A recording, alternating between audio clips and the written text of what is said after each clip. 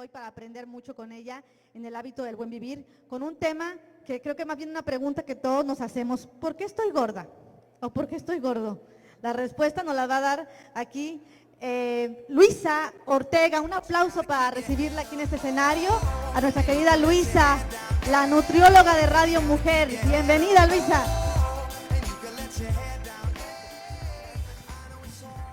Hola, buenos días. Me da mucho gusto ver tantas caras conocidas por ahí. Buenos días a todos. A los que no alcancé a saludar en la entrada, pues muy buenos días. Y bueno, pues sí, el día de hoy vamos a platicar de por qué estoy gorda, ¿no?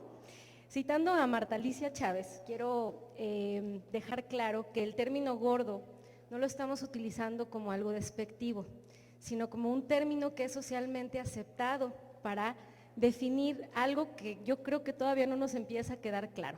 Entonces, lo que vamos a hacer es primero definir qué es esto de estar gordo. Siguiente, por favor. Bueno, yo quiero como preguntarles, cuando ustedes escuchan la palabra gordo, ¿qué se imaginan? ¿Qué piensan? Por acá. Si me dicen estoy gordo, ¿qué piensas? ¿Qué piensas de alguien que está gordo? Que está llenito. ¿Qué más? ¿Qué piensas cuando te digo que alguien está gordo? ¿Cómo está? Que no se quiere. ¿Qué más? Llenito y preocupón. ¿Qué más? Que hay ansiedad. ¿Qué más?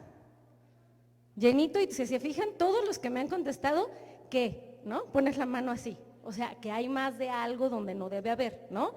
Y entonces, ese es el concepto que de manera común tenemos en la cabeza. Estoy gordo y entonces tengo algo más de lo que no debería. Ese es el consenso común, pero creo que lo primero que tenemos que hacer es como definir, según ciertas organizaciones, qué es lo que en realidad es estar gordo. Entonces, hay un primer término que se llama IMC, que estoy segura que lo han escuchado, que se llama índice de masa corporal, que es lo que la Organización Mundial de la Salud ha utilizado para clasificar poblaciones y decir que cierto peso en cierta superficie tiene cierta relación y eso nos va a dar cierto número, ¿no? Ahorita lo vamos a clasificar. También hay otra forma en la que ciertas sociedades, por ejemplo la sociedad española, ha definido el estar gordo en el tipo de acumulación de grasa que tenemos, que se llama en el índice de cintura-cadera.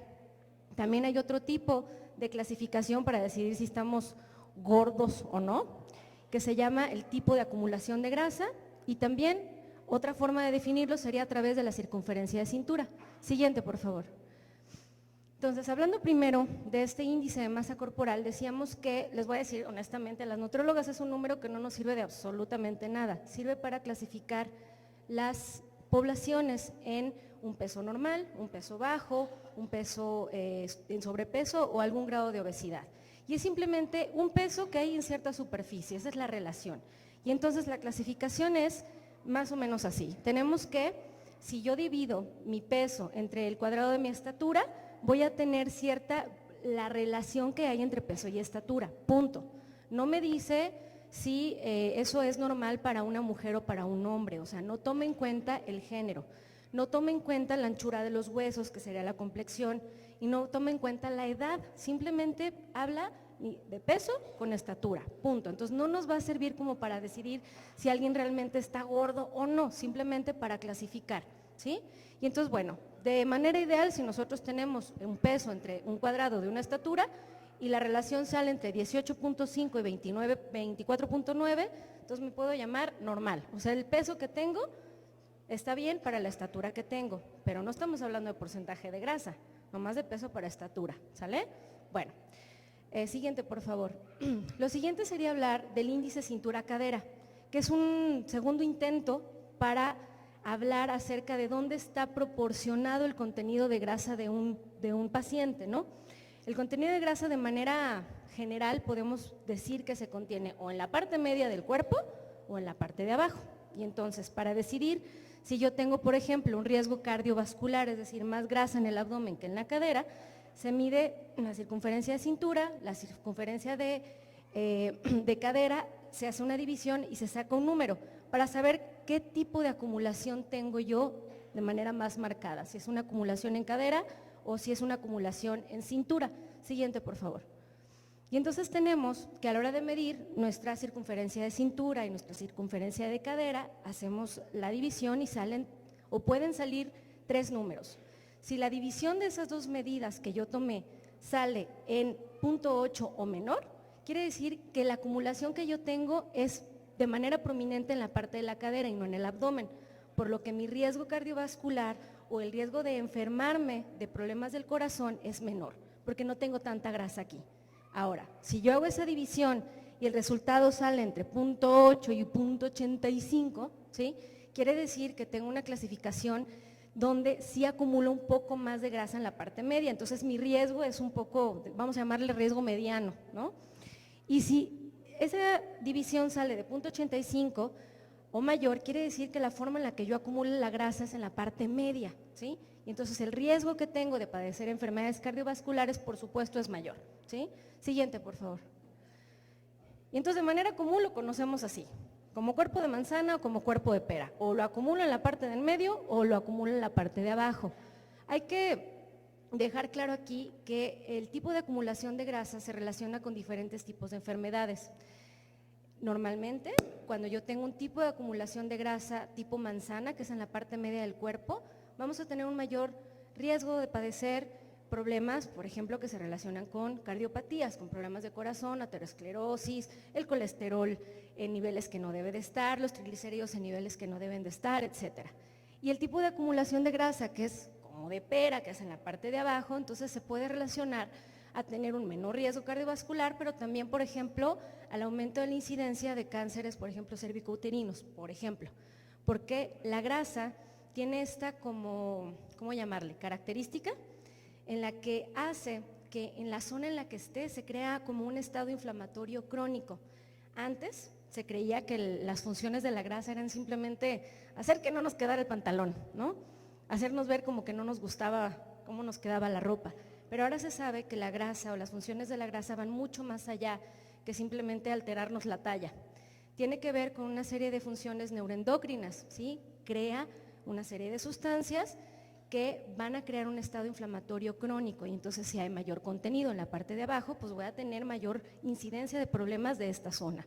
O al revés, si lo tengo acá arriba, pues entonces se crea este estadio o este estado inflamatorio crónico que puede relacionarse con el aumento del riesgo cardiovascular. Siguiente, por favor.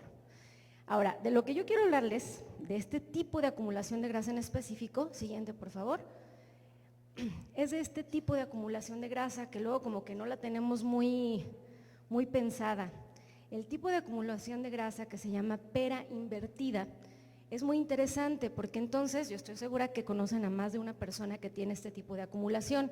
Son caderas muy chiquitas, mucho abdomen, mucho busto, mucho brazo, como que mucha grasa en esta parte, una jiba en la parte de la espalda, los brazos anchos, y entonces quiero que me digan dónde está la grasa. Pues más cerca del corazón, ¿no? Y entonces si ya dijimos que la grasa va a causar conflicto en donde se encuentre en mayor cantidad, pues entonces vamos a tener mayor problema aquí, ¿sale? Entonces lo primero es entender dónde está la grasa y que vamos a tener diferentes riesgos dependiendo de dónde se acumule. Siguiente, por favor. Tenemos también la circunferencia de cintura, que es un tema muy interesante. Ya estoy segura que todos están mareados con la cancioncita de mídete, muévete y demás, ¿no? El mídete es mídete la cintura, porque ya lo hemos hablado para todos los que escuchan el radio, que la circunferencia de cintura está estrictamente relacionada al riesgo cardiovascular, ¿sí? Y entonces, siguiente por favor, les traje esta imagen para que les quede claro. Fíjense bien, la forma en que se acumula la grasa en el cuerpo puede ser, tenemos una pared abdominal, que es la línea azul que se ve, y la grasa se va a acumular en la parte de adelante de la pared abdominal, pero también en la parte de adentro, entre los tejidos. Obviamente, la grasa que nos preocupa y la que va a estar creando mayor situación inflamatoria entre tejidos, pues es esa, es la grasa visceral, ¿sí? Cuando nosotros medimos la circunferencia, alcanzamos a medir tanto lo que está dentro como lo que está afuera. Es un número que nos puede dar como una luz de por dónde va el asunto. Entonces, una muy buena manera de saber si voy por buen camino con los cambios de hábitos que estoy realizando es saber si mi circunferencia de cintura está en números normales.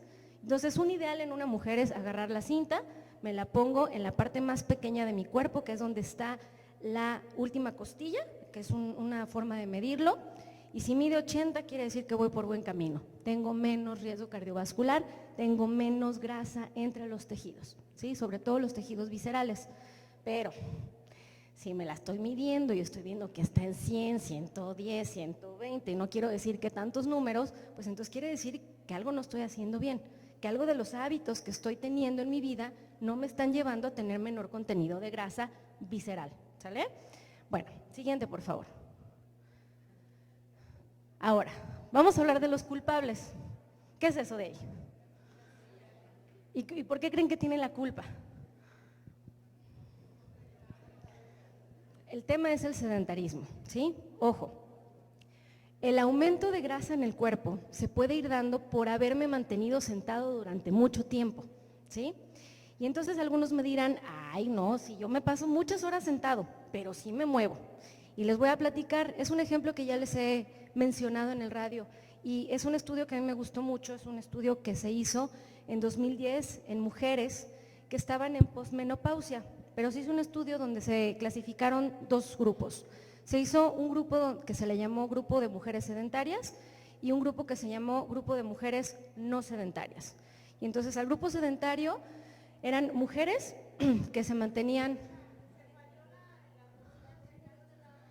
bueno, no sé si la bocina de acá, ahorita se las arreglan. Bueno, entonces lo que se hizo fue hacer esta clasificación de un grupo de mujeres en dos, entre las que se movían y las que no se movían. Las que se movían 60 minutos diario y el grupo sedentario no se movía nada, pero los dos grupos se mantenían sentados durante más de 8 horas y lo que hicieron fue medirles circunferencia de cintura, circunferencia de cadera, peso, el IMC, sacaron el… ¿Por ahí estoy mejor? ¿O se suena más, verdad? ¿Ahí? ¿Está bien? Lo que hicieron fue medir triglicéridos, colesterol, etcétera, y entonces hicieron un seguimiento. Y se dieron cuenta que todo el grupo de mujeres tenía un riesgo cardiovascular muy alto, porque se mantenía más de 4 horas sentadas, independientemente de que se estuvieran moviendo 60 minutos al día. ¿Sí? Entonces es muy importante entender que el disminuir el riesgo cardiovascular no tiene que ver solamente con moverme 1 hora y que porque me voy a la zumba todas las tardes, ¿no? O porque me voy a caminar todos los días, doctora, todos los días camino. Pues sí, pero seguimos teniendo la circunferencia de cintura donde no debe de estar. No es solo el mantenerme en movimiento, es pararme de la silla, ¿sí? Y esto lo tenemos que tener como muy bien entendido, tenemos que mantenernos activos y no pensando en que con eso voy a adelgazar, porque por ahí no va. El tema es cómo hacerle para que no se siga sumando el tejido, o sea, se siga haciendo más grande esa bolsita guardadora de grasa que se llama adiposito. ¿Sí me explicó? ¿Vamos bien? Ok, entonces hay que pararnos de la silla. Nada de que porque voy al gimnasio 1 hora al día ya me siento tranquilo. Hay que mantenernos activos, párense de las sillas, ¿sale? En la oficina cada 2 horas van, le dan una vuelta y ya regresan. Estando en la casa van, se paran, hacen algo y regresan, ¿sale? Entonces, principal enemigo. Segundo enemigo. Tenemos, siguiente por favor. ¿Qué es eso? Una pantalla. Bueno, las pantallas ahora las tenemos de muchos tamaños, ¿no? Y para muchas cosas. Pues les voy a platicar que la Encuesta Nacional de Nutrición en 2012, que es una encuesta que se hace con cierta frecuencia para saber los hábitos de la población en México, sacó unos resultados muy interesantes en 2012, que dice, bueno, vamos a ver cómo está de 2006, que se hizo la última encuesta, a 2012 la población. Y entonces, específicamente hablando de nutrición, lo que hizo fue darse cuenta de que el aumento en la velocidad con la que los niños menores de 12 años estaban aumentando de peso se había detenido. No quiere decir que no estén aumentando, sí están aumentando, pero no con la velocidad con la que se vio en 2006. Pero lo que descubrió en el grupo de los adolescentes es muy interesante. Resulta que midieron la cantidad de horas que pasaban moviéndose y el aumento en la incidencia del sobrepeso y de la obesidad en ese grupo de población que son los adolescentes. Y se dieron cuenta que de 2006 a 2012 se había triplicado. O sea, están 3 veces más gordos y además con 3 veces mayor velocidad el aumento del sobrepeso y la obesidad de los adolescentes en México. Pero además son el grupo que más se mueve. Entonces, ¿qué fue lo que pasó? ¿Cómo que si se mueven están más gordos que nunca en la vida, en la historia, ¿no? Y entonces se pusieron a buscar más razones y se dieron cuenta de un término que le vamos a llamar, y se los he dicho ya en el radio, se llaman horas pompa. El número de horas que me paso sentado frente a pantalla, independientemente del número de horas que yo me pase moviendo, va a afectar para el aumento del contenido de grasa en el cuerpo. ¿Sí? Entonces necesitamos dejar las pantallas de lado y no estar educando a las generaciones venideras. ¿Cómo es posible que sean los adolescentes los que están más afectados? Quiere decir que los adultos hicimos algo mal, ¿no? Siguiente, por favor. Y entonces les decía, 1 de cada 5, esto fue 2012, hace 3 años ya, tiene sobrepeso o algún grado de obesidad. La prevalencia del peso excesivo había aumentado 3 veces entre 2006 y 2012, es justo lo que les decía. ¿Qué se tiene que hacer? Bueno, por un lado, pues aumentar las políticas para que este grupo de población ya no se vea tan afectada, y la verdad es que se siguen investigando las razones, pero una es, o fue, desde entonces, entender que el número de horas que pasa sentado este grupo de población es mucho más grande que el resto de las poblaciones. Siguiente, por favor. ¿Qué tenemos que hacer? Pues por supuesto, la disminución de horas frente a pantalla y una mayor actividad física, ¿sale? Así de fácil, así de sencillito, son 2 flechas. Le subo a uno, le bajo a otro. Siguiente, por favor.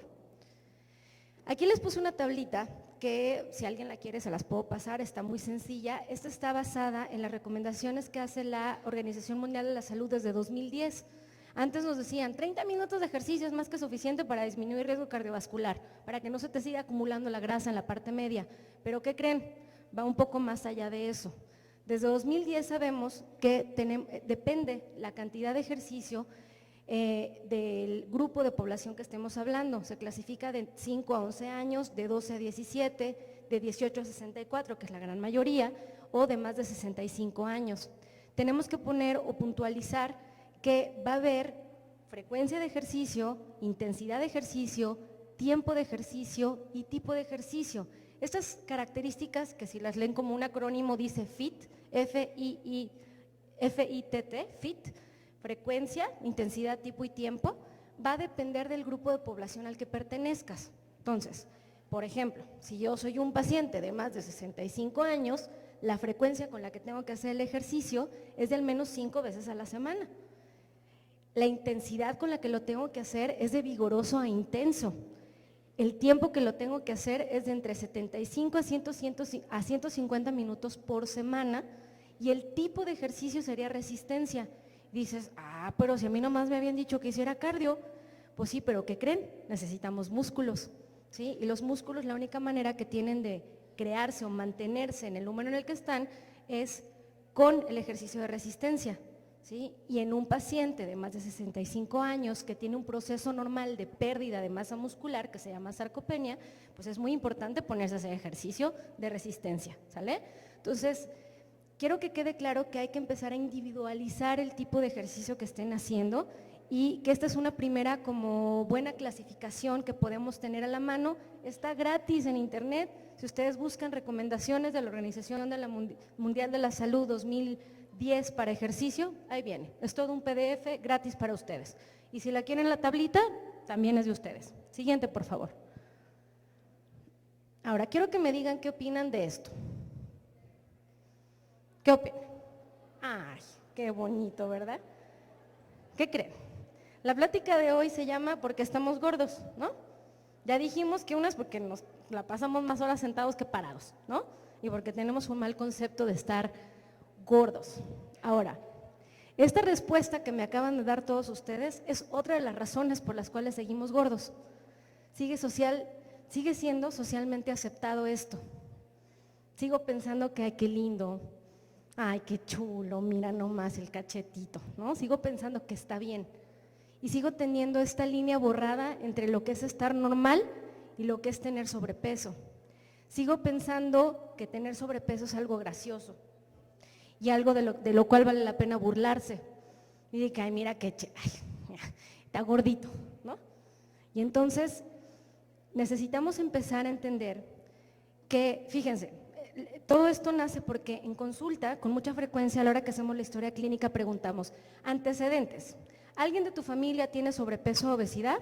Y todo el mundo me contesta, no, pues así como yo, ¿no? Y está con la mano aquí porque hay mayor contenido de grasa y entonces dices, híjole, tuve que empezar a hacer la pregunta diferente. Y les dije, 1 o 2 kilitos ya se llama sobrepeso. Ah, no, entonces sí, ¿no? Y entonces nosotros mismos no tenemos entendido cuál es el concepto de sobrepeso y cuál es el concepto de obesidad. Se nos sigue costando trabajo entender porque como toda la vida he estado así y a donde volteo están iguales, pues entonces seguro estoy bien, ¿no? Y yo volteo y veo una imagen de un niño que tiene una obesidad, ¿sí? Antes del año y pienso que es lindo, ¿sí? Entonces necesitamos empezar a cambiar el chip y entender que lo que está a nuestro alrededor no es normal y nos enferma como sociedad. Entonces también una de las razones por las cuales estamos y seguimos y seguiremos gordos es que no le cambiamos al chip acá. No nos ha caído el 20 de que esto no es gracioso. Siguiente, por favor.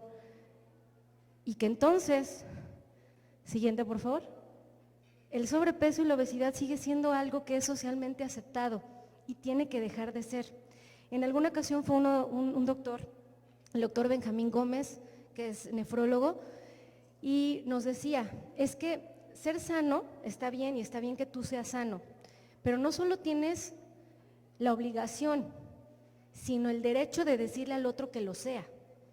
¿Sí? Entonces, no se queden solo con el, yo me estoy cuidando, yo estoy haciendo ejercicio, estoy haciendo un súper diferente, estoy escuchando el radio en la mañana, ya estoy entendiendo cómo hacerle. Compártanlo. Si ustedes ya lo entendieron, tienen la responsabilidad y el derecho social de decírselo al otro, ¿sí? Nada de que, pues está bien gordo, ¿no? No. Hay que ponerlo, hay que ir entendiendo que no es estar gordo, es un aumento del riesgo cardiovascular, es entender que te va a salir caro, es entender que no te sales caro a ti, sino también a tu familia, ¿sale? Entonces, si seguimos consintiendo al cachetón gordito como algo normal, nunca vamos a llegar a ningún lado, porque pues ¿para qué le pongo solución? Todos están iguales, ¿no? ¿Cuál problema? Pues sí es problema, ¿sí? Y entonces los recursos en salud pública, por ejemplo, no están alcanzando, porque es tal la cantidad de pacientes que tienen problemas relacionados a lo cardiovascular, relacionados a la diabetes, relacionados al aumento de peso, el problema de rodilla, el problema de tobillo, el problema de la espalda, porque tengo mayor contenido graso, que no se da abasto, ¿sí? Entonces empieza aquí y empieza compartiendo con el otro, ¿sale? Dejando de consentir que esto sea normal, ¿sale? También otra cosa que es culpable, digamos, del por qué estamos gordos es el ambiente en el que vivimos. Siguiente, por favor. Tenemos este bombardeo que viene a partir de la mercadotecnia de productos. Vas al súper y qué confusión, hasta yo entro y me asusto. Entro y con fibra, con trigo, sin gluten, sin grasas trans, sin calorías, sin azúcar, light, no light, del bueno, del malo. Y entonces, ¿qué compro? No, o sea, entro y hay uno nuevo que dice que sin grasas trans, seguro es bueno, entonces lo echas al carrito. Y vas caminando en la línea de panes y pues el integral, ¿no? Ese seguro es bueno. Y entonces lo echas y entonces acabas con un montón de productos que tienen un letrerito brillante que dice algo que como que me suena que está bien, ¿no? Y sin conservadores. Y andamos comprando los productos sin tener ni la menor idea de qué es lo que estamos comprando, sin preguntar, sin saber si eso me sirve, si es para mí, si no es para mí, si es para mi marido, si no es para mi marido, si es para mi hijo, si es para engordar, para enflacar, ¿para qué es? ¿No? Y entonces vivimos confundidos y entonces la mejor herramienta que tienen ante ese bombardeo de información es precisamente eso, informarse. Hay que aprender qué significan las etiquetas, qué tipo de ingredientes me hacen bien, qué tipo de ingredientes no me hacen bien, y entonces defenderme un poco ante el etiquetado que está pues haciéndonos burla, ¿sí? Porque es una de las razones por las cuales vivimos ahorita confundidos. Yo creo que ya en alguna ocasión hemos hablado en el radio de esto. Los etiquetados que están actualmente en los productos no nos sirven de absolutamente nada, más que para confundirnos. Yo creo que ya alguno ha leído información de que la información que viene en el etiquetado frontal fue hecho por las empresas y no por gente que de verdad estuviera preocupada por, ¿sí? Y entonces les voy a decir, no lo lean, eso no nos sirve de nada. Lo que nos lleva a entender que tenemos que dejar de comer productos que sean procesados, tenemos que enfocarnos a estar comiendo productos naturales y no procesados, o sea, nada de que es que vivo confundida en el súper. Pues sí, pues es que la mitad de lo que tendrás que comprar no está en un súper, ¿sí? Tenemos que empezar a entender que tienen que entrar cosas naturales y no procesadas. Así vamos a dejarlo bien claro. Si viene en un paquete, probablemente no te hace bien, ¿sí? Porque va a tener cosas para mantenerlo vivo durante más tiempo o estable como un conservador, por ejemplo, ¿no? Entonces, vamos informándonos, vamos dejando ese etiquetado frontal que no nos sirve de absolutamente nada y vamos tratando de decidir por los alimentos naturales y no procesados. Siguiente, por favor. Bueno, yo creo que no nos va a alcanzar el tiempo para hablar del etiquetado en las bebidas. Si quieres, dale para que salgan todas.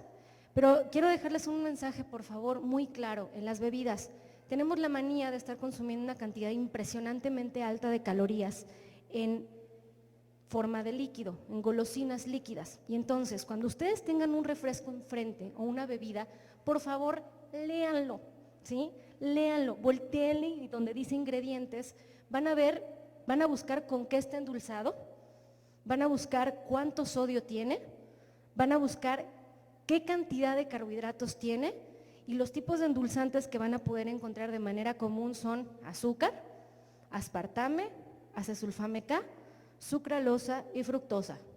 Ninguno es bueno, no hay recomendación para ninguno, ¿sí? Pero ojo, siguiente por favor.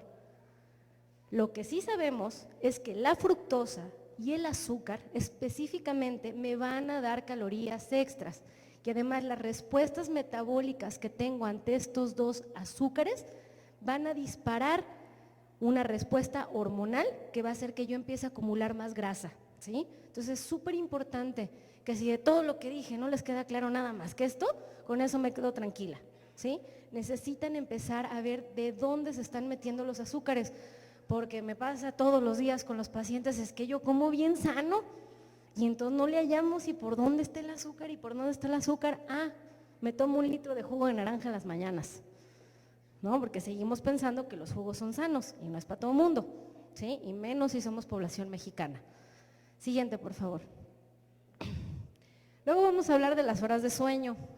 No sé cuánto tiempo tenemos, ¿nos queda un ratito todavía? Bien, nos queda un ratito. Bueno, como se dan cuenta, va a haber muchas razones por las cuales nos estamos manteniendo en un peso inaceptablemente alto, ¿sí? Va a ser importante que les quede claro que existen las razones que tienen que ver con el sueño, que existen las razones emocionales también, que existen las razones del sedentarismo, que existen las razones, por ejemplo, de la mala información, pero tiene que quedarles también el mensaje de que los que van a decidir estar donde están o moverse de donde están son ustedes, ¿sí? Y el estar aquí me hace darme cuenta, que ustedes estén aquí me hace darme cuenta que están buscando informarse, están buscando educar a la siguiente generación de otra manera. Entonces, si ya algo de lo que escucharon aquí les hizo clic, compartan la información. Es muy, muy importante que les quede claro lo último que dijimos. Por favor, cuídense de la fructosa y del azúcar que vienen en los líquidos, empiecen a leer etiquetas y traten de dejar de elegir alimentos que no sean naturales, ¿sí? Siguiente, por favor.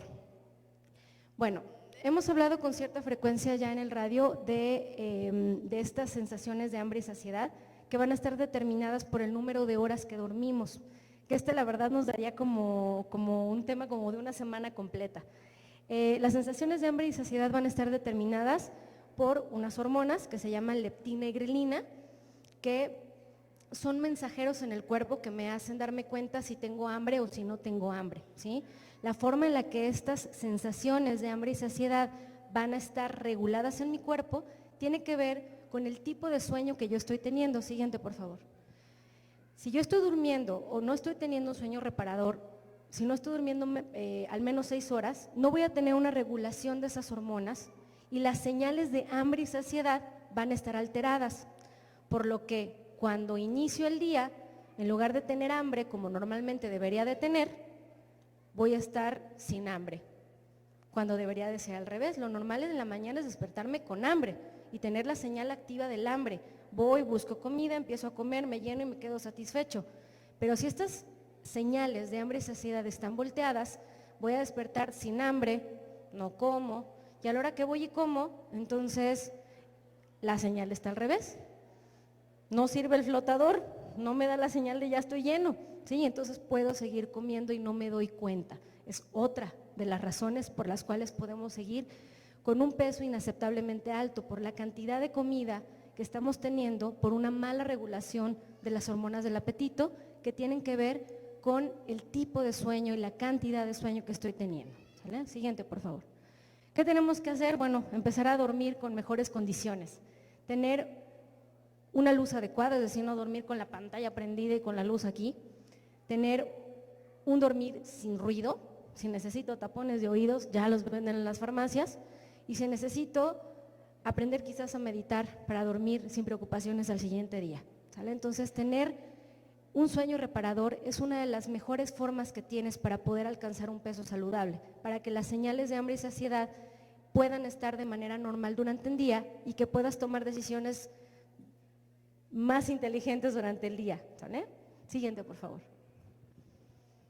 Bien, otra cosa de las cuales les va a hablar la doctora Blanca en la última plática es acerca de las emociones.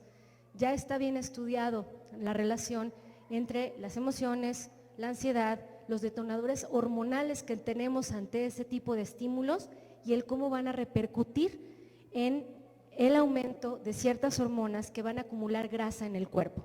No me voy a meter en esto porque le toca a la doctora Blanca hablarlo de manera más específica, pero es importante que les quede claro que es otra de las razones que tenemos para mantenernos con un aumento de peso constante. Tiene que ver con cómo manejo las emociones. El día de hoy espero que se puedan quedar a escucharla porque realmente es muy interesante cómo la serie de respuestas hormonales que tenemos ante la ansiedad y o cómo resolvemos los estados depresivos o los de euforia tienen que ver siempre con la comida. Y por último, y no menos importante, es la razón genética. El día de hoy vamos a tener el gusto de tener aquí al doctor Eduardo Márquez, que yo espero que se puedan quedar a escucharlo, porque él nos va a hablar de algo muy interesante, que es una de las razones por las cuales en México hay tanta incidencia de sobrepeso, de obesidad y por supuesto de enfermedades tanto cardiovasculares como la diabetes. Es una razón genética. Y entonces alguien me podría decir, ay Luisa, pero entonces me estás diciendo que si nací en México ya me voy a enfermar. Pues más o menos sí, pero ¿qué creen? No es una mala noticia. El saber como población de qué pie cojeamos no es una mala noticia. Sabemos cuál es el problema y sabemos que tiene solución, malo no saberlo, ¿no? Entonces todas las poblaciones tienen diferentes combinaciones de genes, todas. Y todas van a tener características gracias a esa combinación. Va a haber poblaciones que tengan, digamos que, cierto tipo de debilidad y cierto tipo de fortalezas. A nosotros como mexicanos nos tocó ser guapos y buena onda, ¿no? Así somos, esa es la fortaleza que tenemos. Y también nos tocó tener esta, ¿cómo llamarle? Incapacidad de mantener la producción de insulina normal en el cuerpo, parte de las características. Entonces, guapas y buena onda, ni modo, con una disminución en la capacidad de mantener normal la producción de insulina en el cuerpo, ¿sale? Pero no es mala noticia, sabemos cuál es el problema, ¿sí? Si tenemos papás mexicanos, sabemos cuál es el problema y entonces sabemos de qué nos tenemos que cuidar. Y ya tenemos todavía tiempo, un ratito más, ¿todavía no? ¿Sí? Bien, entonces va a ser importante entonces que sabiendo que tenemos esta incapacidad de mantener la producción normal en el páncreas, nos cuidemos de no hacerlo trabajar de más, ¿sí? ¿Ustedes saben qué hace el páncreas? ¿Sí lo han escuchado en el radio o no lo hemos escuchado? ¿Qué hace el páncreas?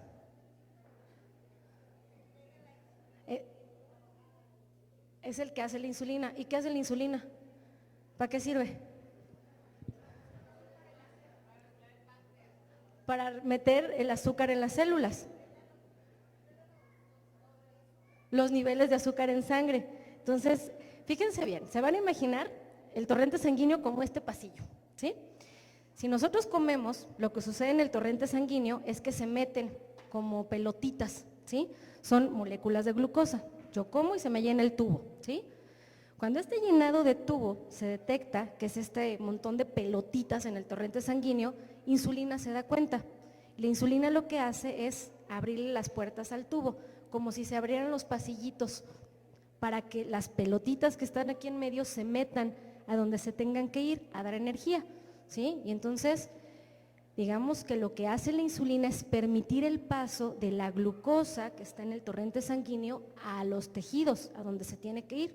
Eso es bajo condiciones normales. Entra la glucosa, la insulina se da cuenta, se abre, se va a donde se tiene que ir y en el tubo me quedo vacía, ¿sí? Y entonces, si me quedo vacía en el tubo, me vuelve a dar hambre y vuelvo a comer, ¿sí?